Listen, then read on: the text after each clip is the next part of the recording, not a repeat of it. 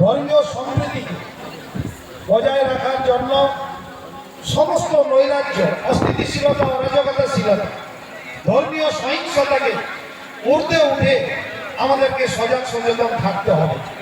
কারণ এই বাংলাকে অস্থিতিশীল পরিবেশ তৈরি করার জন্য যারা ধর্ম নিয়ে রাজনীতি করতে চাইছে তাদের থেকে সজাগ সচেতন থাকার প্রয়োজন আছে। আমাদের নেত্রী সংখ্যালঘুদের বিশ্বাসের আমানত, মুসলিমদের ধারা পাওয়া অতন্ত্র প্রহরী হিসাবে উনি চান বাংলার মুসলিম মানুষ ভালো থাকুক, সুস্থ থাকুক, সুন্দর থাকুক।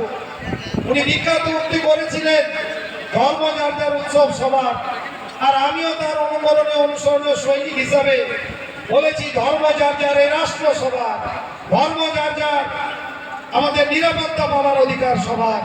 এই নীতিতে আমরা বিশ্বাস করি। তাই আপনারা সকলে ভালো থাকুন।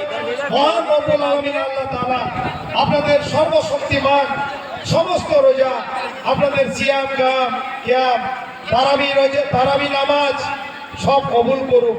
আপনাদের দান খয়রাত, জাকাত